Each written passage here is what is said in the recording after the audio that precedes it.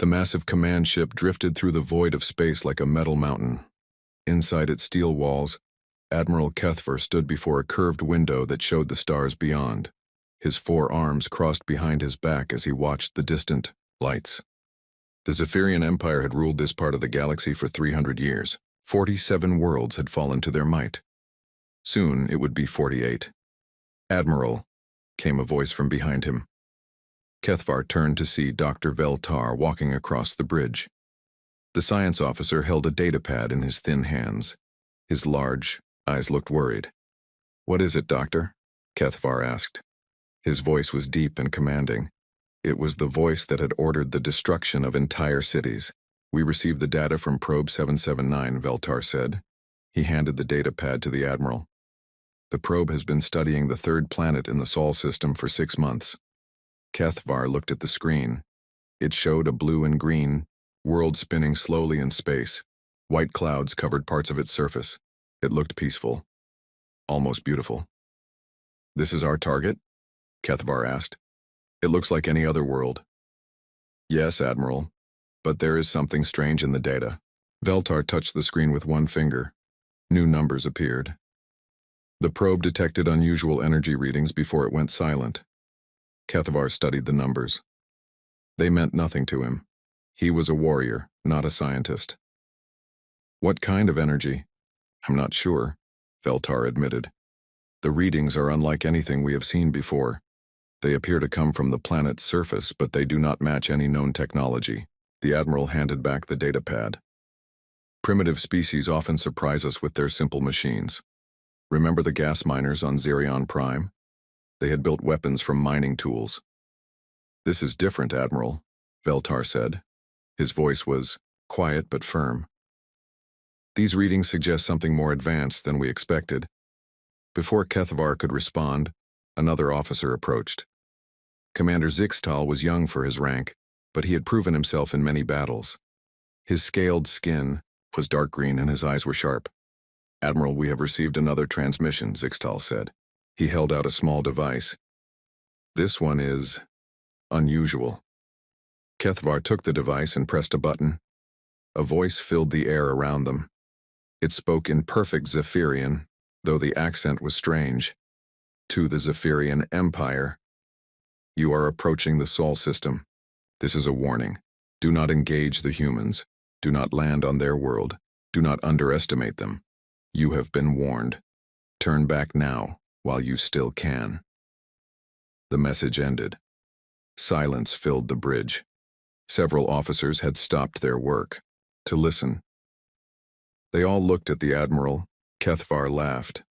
The sound was harsh and cold. "Psychological warfare," he said. "The humans must have captured one of our scouts. They forced him to record this message." "But Admiral," Veltar said, "how would they know our language? How would they know we were coming?" "They are more clever than we thought," Kethvar replied. "But cleverness does not stop plasma cannons. It does not stop our ships." He walked to the center of the bridge. Around him, his officers worked at their stations. Lights blinked on screens. The quiet hum of the ship's engines filled the air. "Commander Zixtal," the Admiral said. "Send word to all ships. We attack in 12 hours. "Yes, Admiral," Zixtal replied, but he did not move right away. "Should we study the warning more? Perhaps send more probes?" Kethvar's eyes grew cold. "Commander, in 300 years the Zephyrian Empire has never retreated from a primitive world. We will not start now." Dr. Veltar stepped forward. "Admiral, I request permission to study the energy readings more. Something about this planet troubles me." "Your troubles do not concern me, Doctor," Kethvar said. "What concerns me is adding another world to our empire." He turned to face the large screen at the front of the bridge. It showed the blue planet again. So small, so far away, yet something about it made him feel uneasy. He pushed the feeling away. "This warning," he said to his officers, "proves that the humans know we are coming."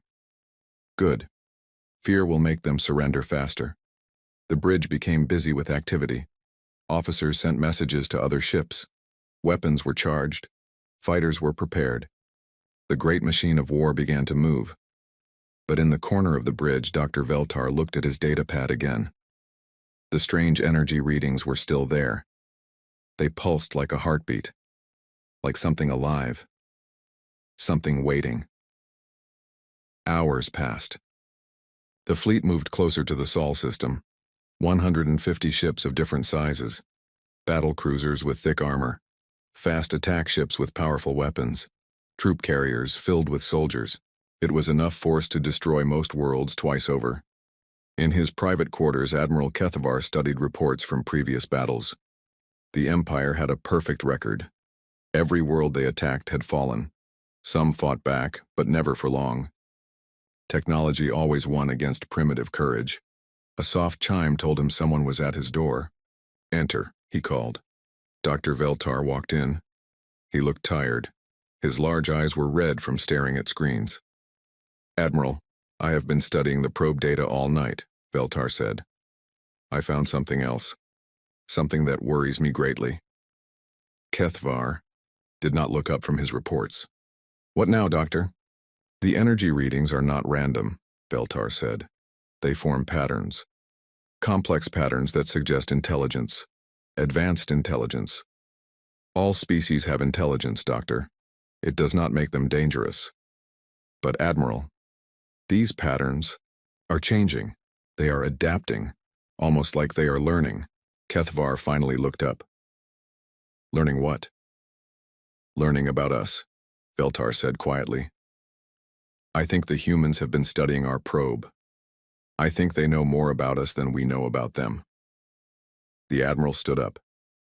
His forearms flexed with controlled anger. "Doctor, you are letting fear cloud your judgment. This is a simple conquest. We arrive, we destroy their defenses, we take their world. It has worked 47 times before." "But the warning, Admiral. Someone told us not to come. Someone who knew we were coming." "Enough!" Kethavar's voice filled the room.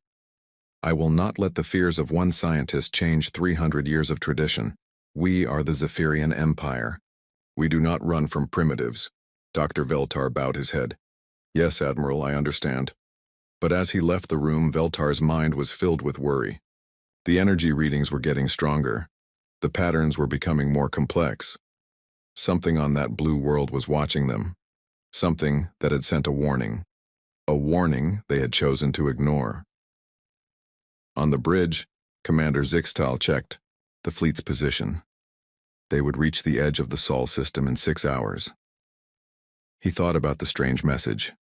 The voice had sounded so certain, so confident. But confidence meant nothing in war. The Zephyrian Empire had ships, weapons, and 3 centuries of victories. What could one small world do against such power? Soon, they would find out. The fleet moved through space toward Earth. Behind them, the stars watched in silence. Ahead of them, a blue world waited. And somewhere in the darkness between, an ancient warning echoed unheard. They had been warned. But they were coming anyway. The Zephyrian fleet dropped out of hyperspace at the edge of the Sol system. 150 ships appeared in the darkness like metal stars.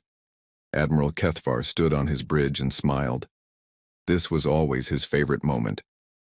The moment when another world learned that the Empire had come for them.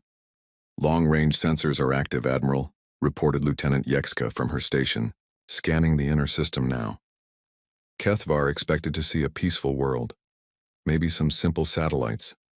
Perhaps a few space stations with basic technology. That was what they usually found. Primitive species who had barely left their home planet. But the sensor readings that appeared on the main screen made him frown. "Lieutenant, check those readings again," he ordered. Yekska's hands moved quickly over her controls. "Sensors are working correctly, Admiral. I am detecting multiple artificial objects throughout the system, hundreds of them." "Show me," Kethavar said. The main screen changed. It now showed a map of the Sol system. Red dots marked the Zephyrian fleet at the edge, but between them and Earth, hundreds of blue dots floated in space. "What are those?" Kethavar asked. Dr. Veltar, who had been quiet since their argument, stepped forward. They appear to be monitoring stations, Admiral, and defense platforms. Many more than our intelligence predicted. Defense platforms? Commander Zixtal said. Our report said the humans had barely reached their own moon. Our reports were wrong, Veltar said quietly. Suddenly, alarms began to sound throughout the bridge. Lieutenant Yexka's eyes went wide as she stared at her screen.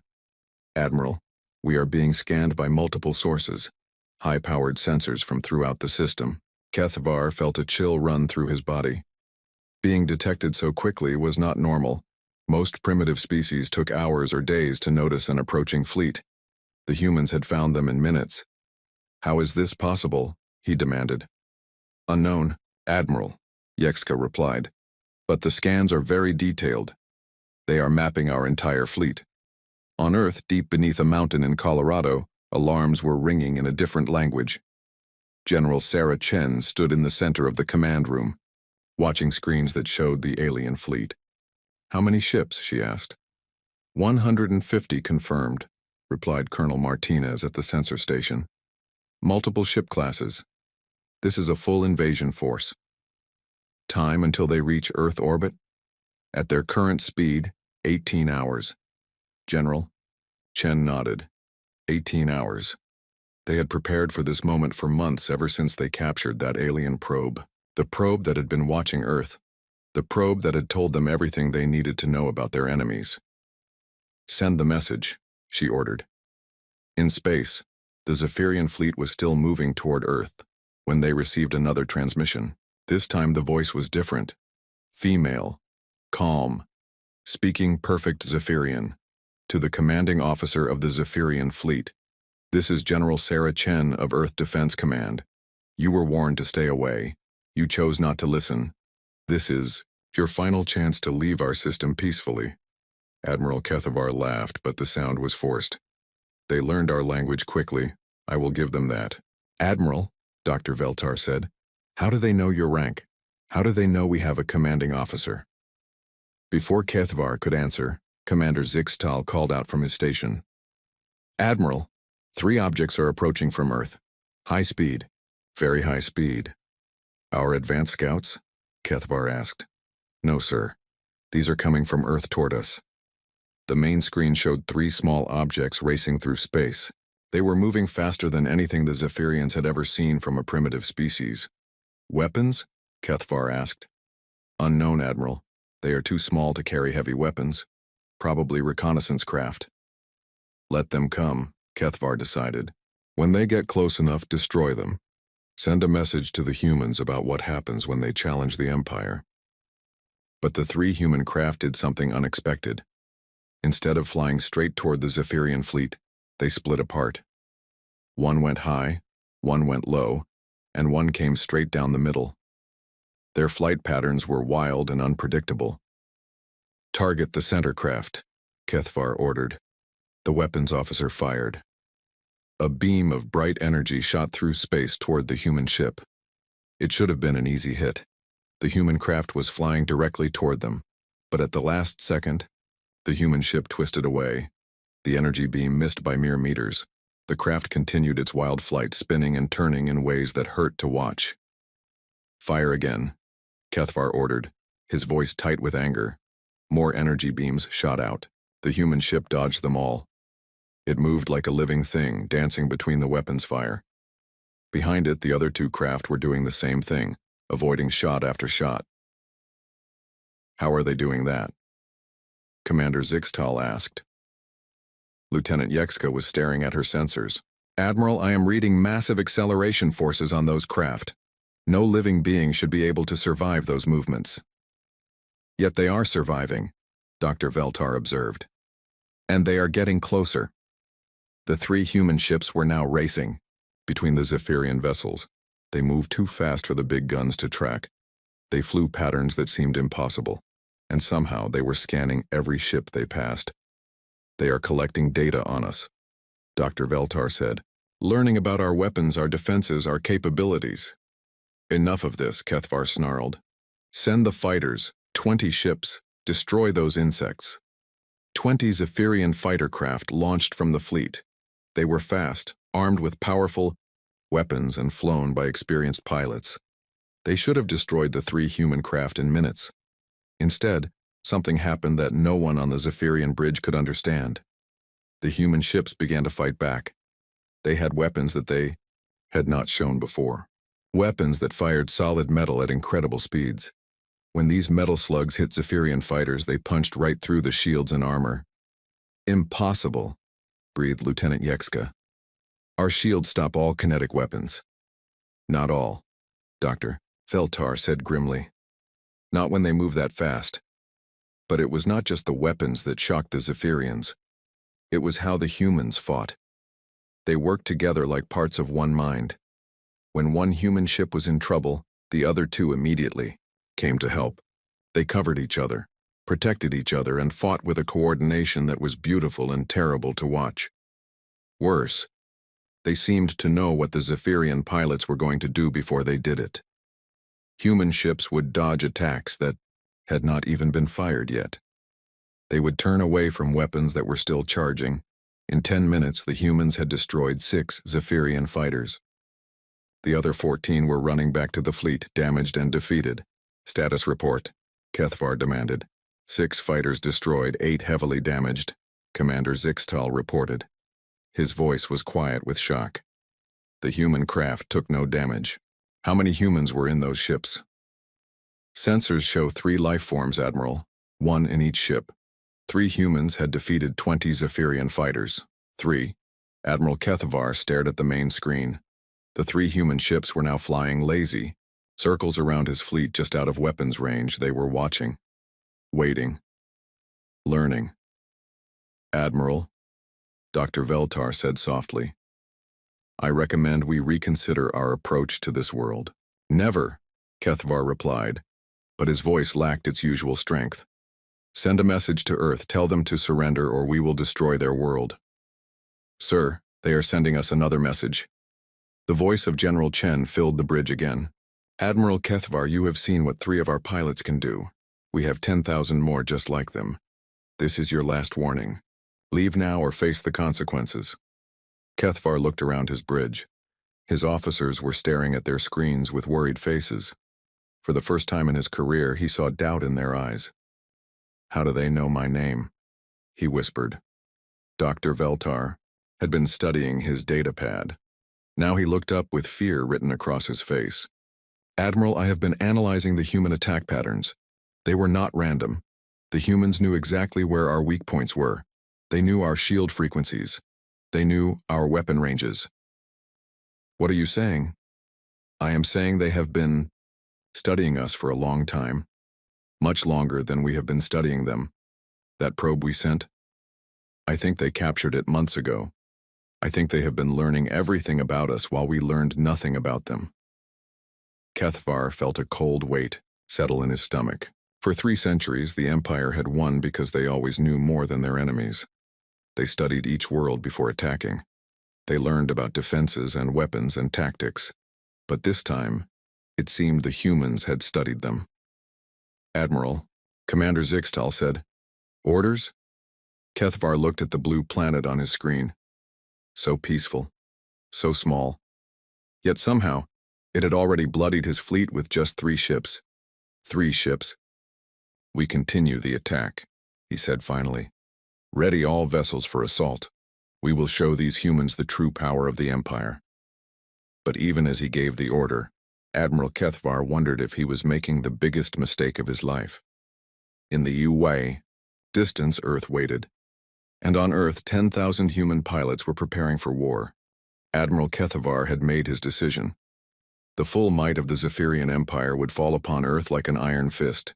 He would not be remembered as the first admiral to retreat from a primitive world. All ships, attack formation, he commanded. Target the 3rd planet. Destroy all resistance.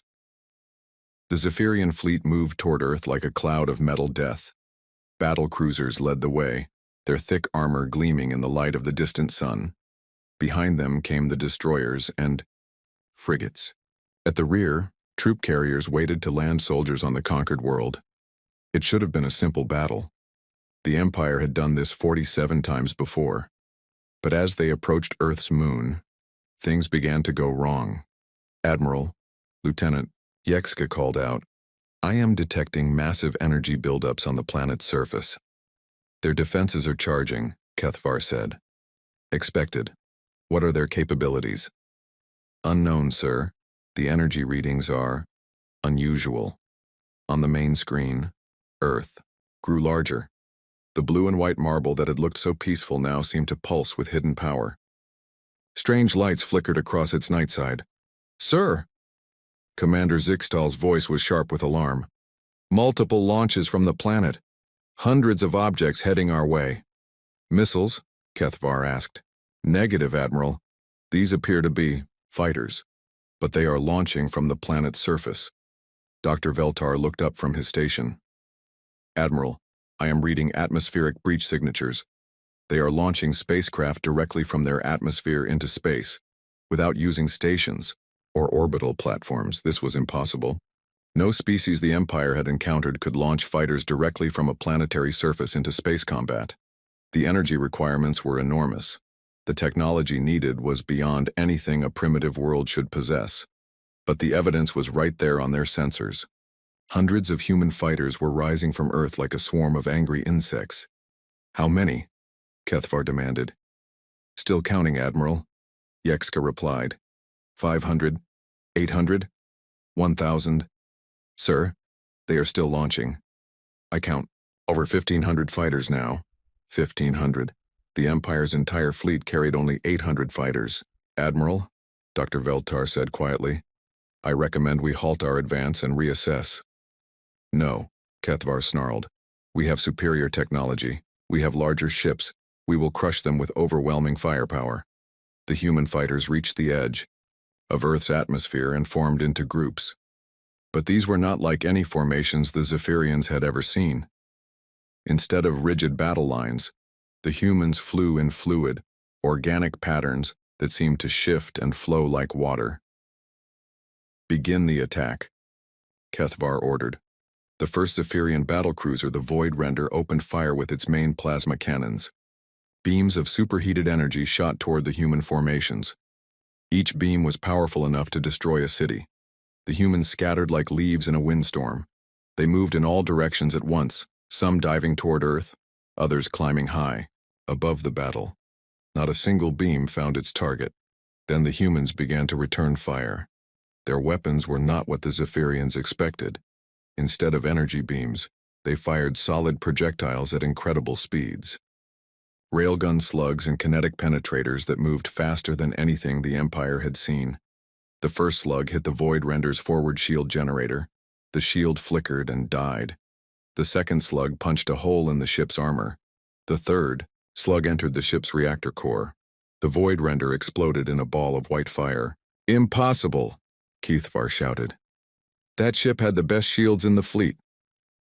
"Their weapons are moving too fast for our shields to stop," Dr. Veltar reported. "Pure kinetic energy at relativistic speeds. Our shields were not designed for this type of attack." More Zephyrian ships opened fire. More human fighters scattered and regrouped, and more kinetic slugs found their targets. Within minutes, 3 more Zephyrian vessels were burning wrecks floating in space. But the worst part was not the weapons.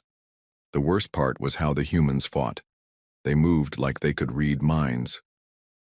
When a Zephyrian ship turned to target one group of fighters, another group would attack from the opposite direction. When weapons locked onto a human ship, it would begin dodging before the weapons even fired. "How are they coordinating so well?" Commander Zixtal asked. Lieutenant Yekska was studying her communication sensors. "Sir, I am detecting massive data transmissions between all human craft. They are sharing information in real time. Positions, targets, damage reports, everything. They fight as one mind in many bodies," Dr. Veltar observed. Admiral Kethvar watched his fleet being torn apart by ships that should have been primitive toys. His hands gripped the command rail so tightly that his knuckles turned white. "Launch all fighters," he ordered. "All of them. Overwhelm their defenses." 800 Zephyrian fighters poured out of the fleet's carriers. They flew in perfect formations, following tactics that had worked for 3 centuries. Disciplined, organized, predictable. The humans fell upon them like wolves. Human fighters moved through the Zephyrian formations like ghosts. They appeared from nowhere, fired their deadly accurate weapons and vanished before return fire could target them. They used every piece of debris, every gas cloud, every shadow as cover. Worse, they had no fear. Zephyrian pilots began to panic as human fighters performed maneuvers that should have killed their pilots from acceleration forces. Humans flew straight toward Zephyrian weapons fire, dodging at the last possible second. They rammed damaged human ships into Zephyrian vessels, sacrificing themselves to save others. "Sir," Lieutenant Yekska called out, "the humans are doing something to our communications. Our fighter pilots are reporting system failures." "What kind of failures?" "Their targeting computers are malfunctioning. Navigation systems are showing false readings. Some fighters report their own weapons are not responding to commands." Dr. Veltar looked up from his station with horror on his face. "Admiral, the humans are not just fighting us. They are attacking our computer systems. They are using some form of electronic warfare we have never encountered." "How is that possible?" "I do not know, sir. But they are turning our own technology against us." On Earth, in the deep command bunker, General Chen watched the battle on dozens of screens. Around her, technicians worked at computers that glowed with alien symbols. "Status on the cyber attack?" she asked. "Proceeding as planned," replied Dr. Kim, the chief technology officer. "We are using the data from their probe to hack their systems. Their computer networks are surprisingly vulnerable once you know their access codes. And our pilots? Performing beyond expectations. The new neural link technology is allowing perfect coordination between all fighters. They are sharing sensory, data, tactical information, and targeting solutions in real time." General Chen nodded. The neural links had been humanity's secret weapon, technology developed from studying the captured Zephyrian probe. Now human pilots could think and act as one massive organism, while still maintaining individual creativity and initiative. In space, the battle was becoming a slaughter, not of humans, but of Zephyrians. Admiral Kethvar watched in horror as his fleet was systematically destroyed. Ships that had conquered worlds were being torn apart by fighters that looked like they were built from scrap metal. Pilots who had never lost a battle were running in terror from human attacks. "Admiral," Commander Zixtal said, his voice shaking, "we have lost 40% of our fighters. 18 capital ships are destroyed or disabled. The humans have lost less than 200 fighters. How many fighters do they have left?" "Still over 1,000, sir. And more are launching from the planet." Kethvar stared at the tactical display. Red symbols showed his dying fleet. Blue symbols showed the human forces, still strong, still growing. For the first time in his military career, he was losing. Badly. "Sir," Dr. Veltar said quietly, "I am detecting new contacts approaching from the dark side of their moon." "More fighters?" "Negative, Admiral. These are larger, much larger. I believe they are capital ships." The main screen showed new contacts emerging from behind Earth's moon. Ships that were clearly human-built, but massive beyond anything the Zephyrians had expected. They moved with purpose toward the battle. "How many ships do these humans have?" Kethvar whispered. "Unknown, Admiral, but I am beginning to suspect we greatly underestimated their capabilities." The human capital ships opened fire with weapons that made the fighters' railguns look like toys. Beams of concentrated energy that could cut a Zephyrian battlecruiser in half.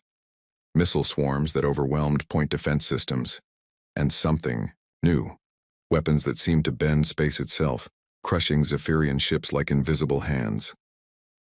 "Admiral," Commander Zixtal said, "recommend immediate withdrawal." Kethvar wanted to give that order. Every instinct told him to run, but 3 centuries of Zephyrian pride held him back. "No," he said through gritted teeth. "Deploy the invasion force. Land troops on their planet. We will take their world even if we lose every ship." "Sir, with respect, that would be suicide." "Then, it will be glorious suicide," Kethvar replied. "We are the Zephyrian Empire. We do not run." But even as he gave the order, Admiral Kethvar knew he had made a terrible mistake. The warning had been real. The humans were not primitive. And now, his fleet was being destroyed by an enemy he had completely misunderstood. The troop carriers began their descent toward Earth's atmosphere. Behind them, the space battle raged on, and on Earth, 10 milli, the Zephyrian troop carriers descended through Earth's atmosphere like falling meteors. Admiral Kethvar watched from his command ship as 30 massive vessels carried 50,000 soldiers toward the planet's surface. Even if his fleet was losing the space battle, ground troops would secure victory. No primitive species could stand against Zephyrian soldiers. He was wrong about that too. The first sign of trouble came when the carriers reached the lower atmosphere. Instead of the clear skies they expected, they found themselves flying through a storm of metal and fire. "Sir," the pilot of Landing Ship 7 called over the radio, "we are under attack by atmospheric craft. They came out of nowhere." On Earth, human fighter jets screamed through the sky like hunting eagles. But these were not the same jets that had fought in wars decades before. These planes had been upgraded with technology learned from the captured Zephyrian probe. They moved faster, turned sharper, and hit harder than anything that should have been possible. Captain Sarah Reaper Johnson pulled her F-35 Lightning into a vertical climb, chasing a Zephyrian carrier through the clouds. Her plane's engines roared with power that came from hybrid human-alien technology. "Target locked," she called into her radio. Fox 3. The missile that left her plane was not a normal human weapon. It was a kinetic penetrator that used alien gravimetric technology to punch through shields that could stop nuclear weapons. The missile hit the carrier's rear engine and tore through its hull like paper. The massive ship began to fall from the sky, trailing smoke and fire. "Splash 1 carrier," Johnson reported. "Moving to next target." But the carriers that made it through the aerial defense faced something worse on the ground. As they landed, in fields and cities around the world, they found that the humans had been expecting them. The first Zephyrian soldiers to leave their ships walked into carefully prepared traps. Staff Sergeant Michael Rodriguez crouched behind a concrete barrier in downtown Denver, watching alien soldiers march down the street. They were tall, armored, and carried weapons that could melt steel. They moved in perfect formation, following standard Zephyrian military doctrine. Rodriguez smiled grimly. Standard doctrine was exactly what the humans had been counting on. "Fire," he whispered into his radio. The street exploded with gunfire from a dozen hidden positions.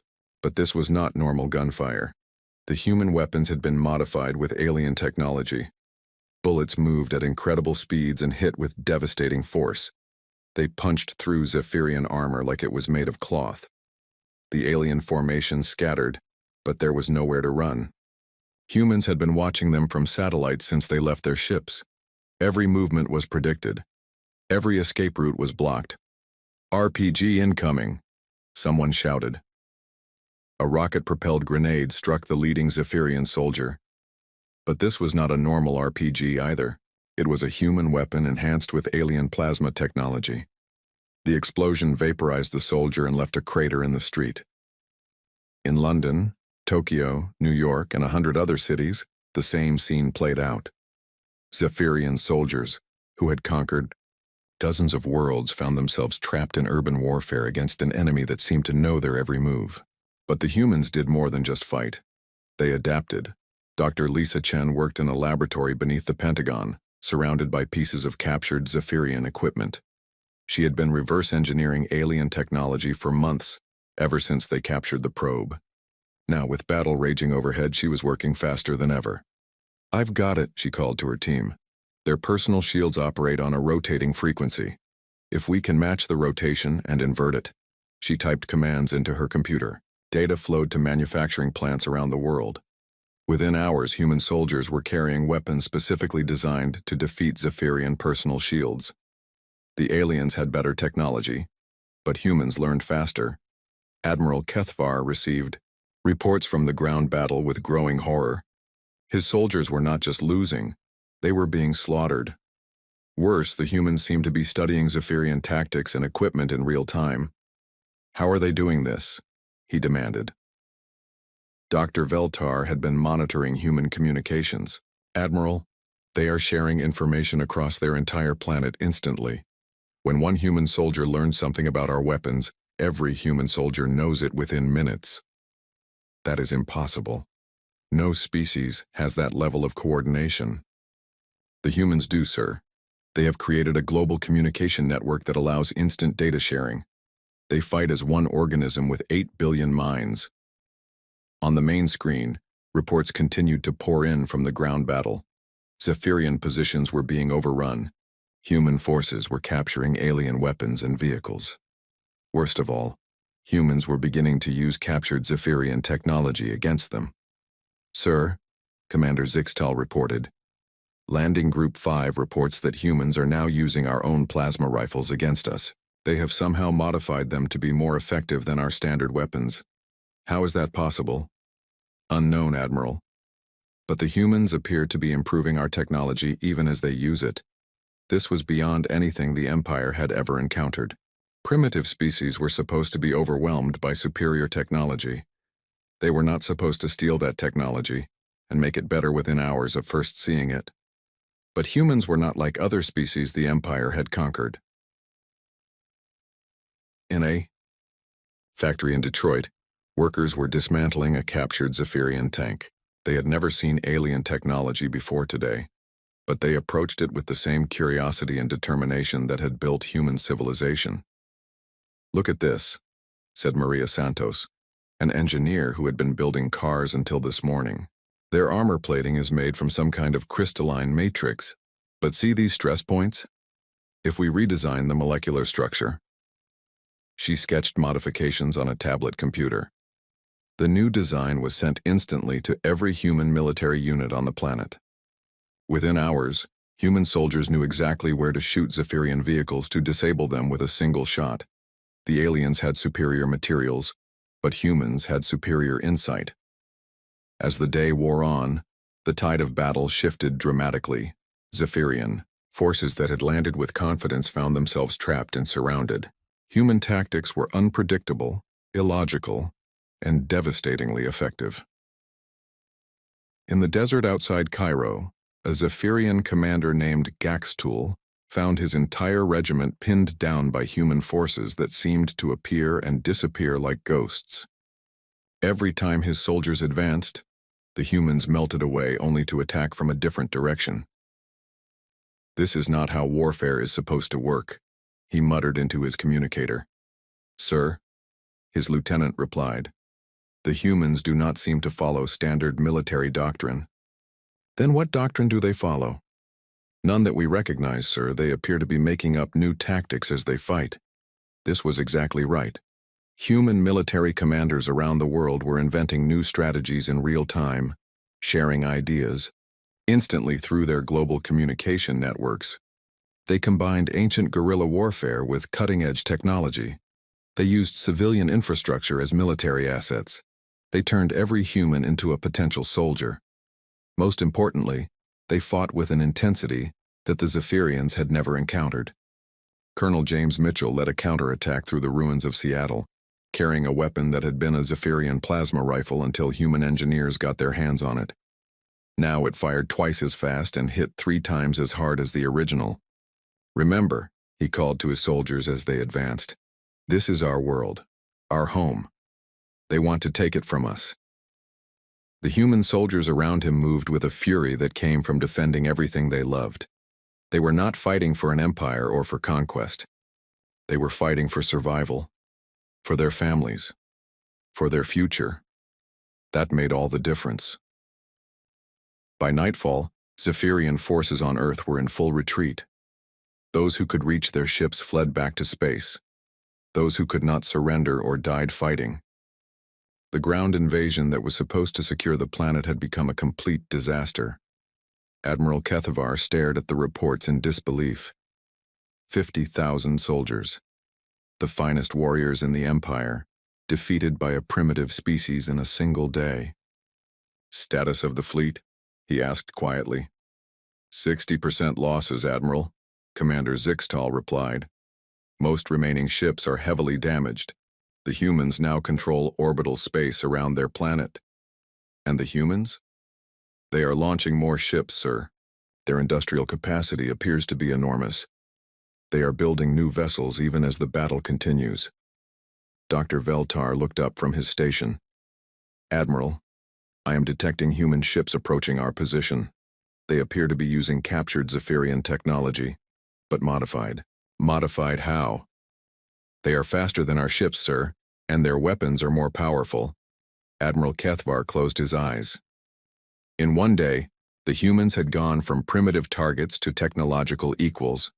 No, more than equals. They were innovating faster than the Empire could adapt. Sir, Commander Zixtal said quietly, recommend immediate retreat. For a long moment, Admiral Kethvar said nothing. 3 centuries of Zephyrian dominance. 47 conquered worlds. All of it meant nothing now. Signal the fleet, he said finally. Full retreat, emergency jump to hyperspace.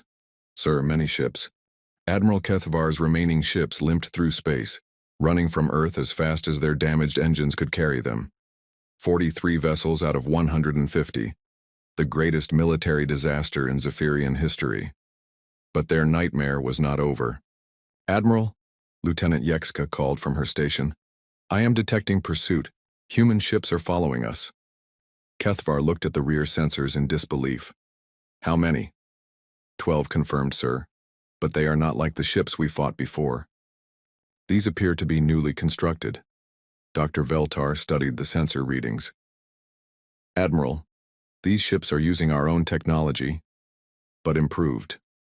They are faster than anything in our fleet. How is that possible? We have been retreating for only 6 hours. The humans appear to have incredible manufacturing capabilities. Veltar replied. They are building new ships using captured Zephyrian technology and their own innovations. Commander Zixtal looked up from his station. Sir, the human ships are gaining on us. At current speed, they will intercept us in 2 hours. Kethvar stared at the tactical display. Red dots showed his fleeing ships. Blue dots showed human vessels closing the distance like predators stalking wounded prey. In all his years of service, he had never been hunted like this. Can we jump to hyperspace? Negative, sir. Too many ships have damaged jump drives. If we leave now, we abandon 30 vessels and their crews. The Admiral faced an impossible choice. Run and abandon a third of his remaining fleet, or stay and fight with ships that were already beaten. Before he could decide, his communications officer spoke up. Sir, we are receiving a transmission from the human ships. Put it through. The voice that filled the bridge was calm and professional. It spoke perfect Zephyrian with no accent. Admiral Kethvar, this is Commodore Lisa Park of the Earth Defense Force. Your fleet is damaged and far from home. Surrender now and your crews will be treated according to galactic conventions of war. Kethvar laughed bitterly. Galactic conventions? These humans speak as if they have been part of galactic civilization for centuries. How do they know about galactic law? Commander Zixtal asked. Dr. Veltar was studying his datapad again. Admiral, I believe they learned it from our probe. The probe contained our legal databases, including information about prisoners of war. They have been preparing for this day for a long time, Kethvar realized. The human voice continued. You have 1 hour to consider our offer. After that, we will assume hostile intent and respond accordingly. The transmission ended, leaving the Zephyrian bridge in silence. Options? Kethvar asked his staff. Limited, sir, Commander Zixtal replied. We could scatter the fleet. Some ships might escape. Unacceptable. I will not abandon more of my people. We could make a stand here, suggested the weapons officer. Go down fighting. Against ships using our own technology but improved? That would be suicide. Dr. Veltar cleared his throat. Admiral, there is another option. We could try to communicate with whoever sent us the original warning.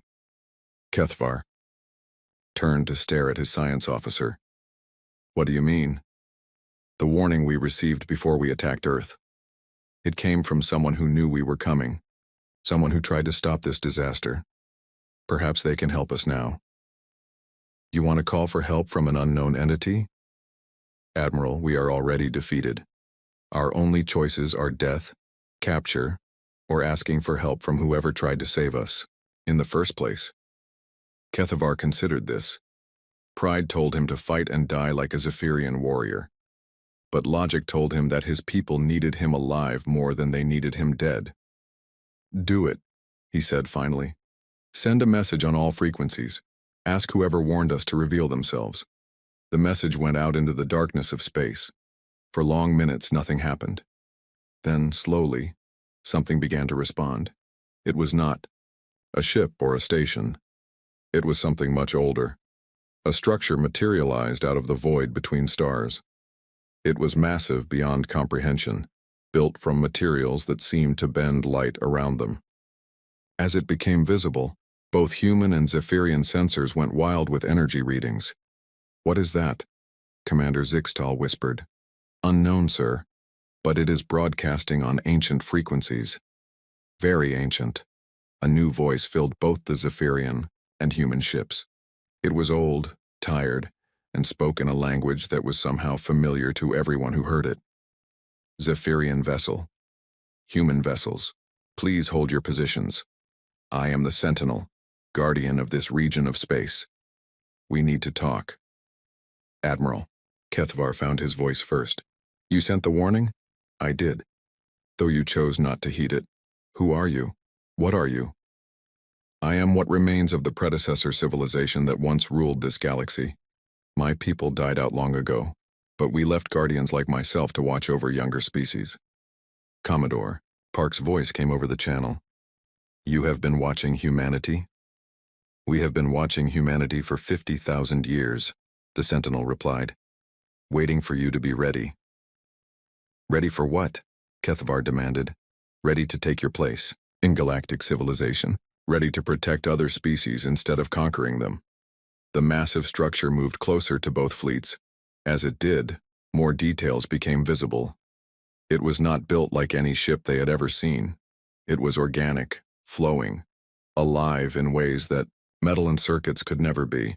"The humans were quarantined," the Sentinel continued, "not to protect the galaxy from them, but to protect them from species like yours, Admiral. We knew that humanity would eventually develop the technology to defend themselves. We knew they would become protectors rather than conquerors. We just had to wait for the right moment." "You used us," Kethavar said with growing anger. "You let us attack so the humans could defeat us. You attacked despite our warning. You made your choice. But yes, we knew this day would come. We knew humanity would need to prove themselves against a real threat." On the human ships, Commodore Park was trying to understand what she was hearing. "You have been guiding human development?" "Indirectly. We left certain technologies where your scientists would find them. We influenced certain discoveries, but the innovation, the courage, the determination to protect your world, that was all human." Dr. Veltar was studying the readings from the Sentinel ship. "Admiral, this entity is using technology beyond anything we can comprehend. If the humans are connected to them, then the Empire is finished," Kethavar said quietly. The Sentinel seemed to hear his thoughts. "The Zephyrian Empire as it exists now is indeed finished. You cannot continue to conquer and destroy worlds. But that does not mean the Zephyrian people are finished." "What do you mean?" "The humans have a saying. Those who do not learn from history are doomed to repeat it. You have a choice, Admiral. Learn from this defeat or face destruction." "What kind of choice?" Commodore Park's voice joined the conversation. "We are prepared to offer terms, Admiral. Your people can live. Your civilization can continue. But the age of conquest is over." "Terms?" Kethavar asked. "Reparations for the worlds you have damaged," Park replied. "Technology sharing to help rebuild what you destroyed. And most importantly, a commitment to peaceful coexistence." The Sentinel's ancient voice added weight to the human words. "The galaxy is changing, Admiral. The old ways of conquest and empire are ending. Species must learn to work together or they will destroy each other." Kethavar looked around his bridge. His officers were watching him with expressions of hope and fear. The fate of the entire Zephyrian civilization rested on his next words. "And if we refuse?" Then you will face not just humanity but all the species you have oppressed, the sentinel replied. 47 worlds remember Zephyrian conquest. Many of them would welcome the chance for revenge. But if we accept, then you become part of something greater than any empire, Commodore Park said. A galactic community based on cooperation instead of domination. Admiral Kethvar closed his eyes and thought of his people. Billions of Zephyrians living on dozens of worlds. They deserved a future, even if it was different from the past. I accept your terms, he said finally. The relief on his bridge was visible. Commander Zixtal actually smiled for the first time in days. Wise choice, Admiral, the Sentinel said. The humans will escort your fleet to a neutral world where negotiations can begin. And, Admiral? Yes? Next time you receive a warning, I suggest you listen to it. As the combined fleet moved toward the designated neutral world, Dr. Veltar approached his admiral. Sir, may I ask what changed your mind? Kethvar looked out at the stars. The humans, Doctor. In one day they went from primitive targets to our technological equals. They did not do this through conquest or theft. They did it through innovation, cooperation, and sheer determination.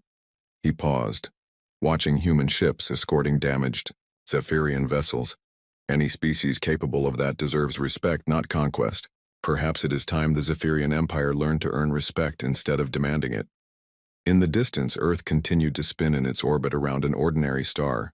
But the world was no longer ordinary. It had become the birthplace of the galaxy's newest protectors.